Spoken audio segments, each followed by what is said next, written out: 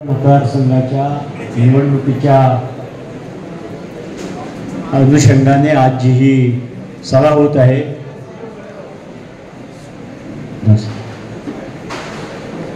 या सभेसाठी आवर्जून उपस्थित असणारे महाराष्ट्र प्रदेश काँग्रेसचे अध्यक्ष सन्माननीय नानाभाऊ पटोले, कार्याध्यक्ष श्री नसीमभाई, डॉक्टर जितेंद्रजी आव्हाड, आपण सर्व उपस्थित बंधू भगिनी आणि पत्रकार मित्रांनो, मी अगदी थोडक्या वेळात मोजक्या शब्दात कोकण पदवीधर मतदारसंघ म्हणून माझी भूमिका काय असणार आहे हे मी आपल्या समोर विशद करतोय।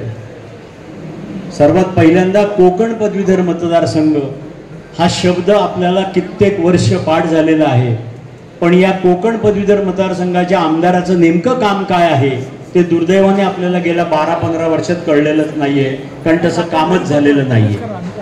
त्याच्यामुळे प्रामुख्याने या कोकण विभागातली जी पदवीधर मुलं आहेत त्यांचा नोकरीचा प्रश्न हा सगळ्यात ज्वलंत प्रश्न आहे। त्यामुळे शासकीय पातळीवर ज्या जागा उपलब्ध असतील तिथे या पदवीधरांना संधी कशी मिळेल हा पहिला प्रयत्न, आणि दुसरा प्रयत्न प्रत्येक जिल्ह्यात जे प्रकल्प येणार आहेत त्या प्रकल्पांमध्ये स्थानिक पदवीधरांचा जास्तीत जास्त प्रमाणात कसा सहभाग करून घेता येईल यासाठी आग्रही भूमिका या पदवीधर मतदारसंघातल्या आमदाराची असावी अशी आमची ठाम भूमिका आहे।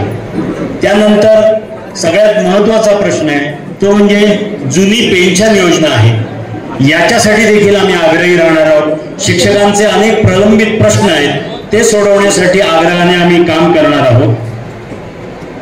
मी तुम्हाला एकच गोष्ट सांगतो, 10वी-12वीचं कोकण मंडळ जे आहे, परीक्षा मंडळ, हे आदरणीय विलासरावजी देशमुख यांनी 2005 साली त्याला मान्यता दिली। तब्बल 3-4 वर्ष सातत्याने रत्नागिरी जिल्हा काँग्रेसचा अध्यक्ष म्हणून मी सातत्याने पाठपुरावा करून 2009-10ला हे मंडळ अस्तित्वात आलं। त्यानंतर आजपर्यंत गेली 13 वर्ष कोकण विभागीय परीक्षा मंडळ संपूर्ण महाराष्ट्रात पहिल्या क्रमांकाने आलेला आहे।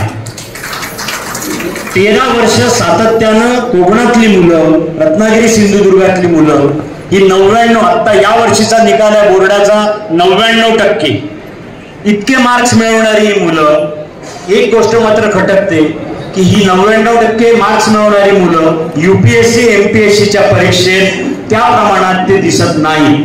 याचं कारण असं आहे की UPSC MPSC ज्या शैक्षणिक संस्था हे उपक्रम राबवतात त्यांना थोडं सशक्त करणं, त्यांना मदत करणं, त्यांचे चांगले शिक्षक तिथे मार्गदर्शनासाठी कसे उपलब्ध राहतील त्यासाठी थोडी सकारात्मक भूमिका या माध्यमातून घ्यावी असा आमचा प्रयत्न राहील। UPSC MPSC जेव्हा आपण म्हणतो तेव्हा या कोकणातल्या मुलांच्या बुद्धिमत्तेला नक्कीच वाव मिळेल असा आमचा विश्वास आहे। आणि शेवटचा माझा मुद्दा आहे तो म्हणजे सध्याची केंद्र सरकारकडनं NEP नॅशनल एज्युकेशन पॉलिसी हा जो विषय आहे हा संपूर्ण कोकणासाठी सुद्धा अतिशय घातक ठरणारा विषय आहे। याचं कारण असं आहे की आमच्या ज्या सगळ्या कोकणातल्या आडगावातल्या सगळ्या ज्या शैक्षणिक संस्था आहेत त्या हळूहळू बंद होतील असंच या शासनाचं धोरण आहे, केंद्र सरकारचं धोरण आहे। याचा देखील गांभीर्याने विचार करून या सर्वांना एकत्रित करून केंद्र सरकारच्या विरुद्ध हा ठोस आवाज उचलायला लागेल, तरच ग्रामीण भागातल्या संस्था टिकतील आणि ग्रामीण भागातल्या मुलांना शिक्षणाच्या संधी उपलब्ध होतील। मुळात असं आहे की जर तुम्ही गावातल्या संस्थात बंद झाल्या तर गावातली मुलं शिक्षणासाठी कुठे जाणार आहेत? म्हणजे आज गावात असून देखील शिक्षणाचं प्रमाण थोडं कमी आहे। जर त्या संस्थात बंद झाल्या तर या मुलांना शिक्षणापासून वंचित राहायला लागेल। त्यामुळे मला असं वाटतं की कोकण पदवीधर मतदारसंघातल्या आमदारांनी प्रामुख्याने शैक्षणिक विषयावर जास्तीत जास्त काम करावं, कोकणातल्या मुलांना या संधी उपलब्ध करून द्याव्या यासाठीच मी प्रयत्नशील राहणार आहे। फक्त जाता जाता आवर्जून एका गोष्टीचा अत्यंत कृतज्ञतापूर्वक उल्लेख करतो की महाविकास आघाडीच्या माध्यमातून मला या कोकण पदवीधर मतदारसंघासाठी जी संधी मिळालेली आहे त्यासाठी मी आमचे काँग्रेसचे अध्यक्ष आदरणीय नानाभाऊ पटोले, शिवसेनेचे सर्वेसर्वा आदरणीय उद्धवजी ठाकरे, राष्ट्रवादीचे सर्वेसर्वा आदरणीय शरदचंद्रजी पवार, इतर सर्व आमचे मित्र पक्ष, शेतकरी कामगार पक्ष, CPM, आप या सर्व पक्षांचं मी मनापासून त्यांच्या नेत्यांचे आभार व्यक्त करतो। आणि मी तुम्हाला फक्त शेवटी एकच सांगेन, बुधवारी 26 जूनला ही निवडणूक आहे। 26 जून हा कदाचित पावसाचाही दिवस असू शकेल। 26 जूनला सकाळी 7 वाजता मतदान सुरू होईल, संध्याकाळी 6 वाजता संपेल। EVM मशीन नसेल तर मतपत्रिका तुम्हाला मिळेल।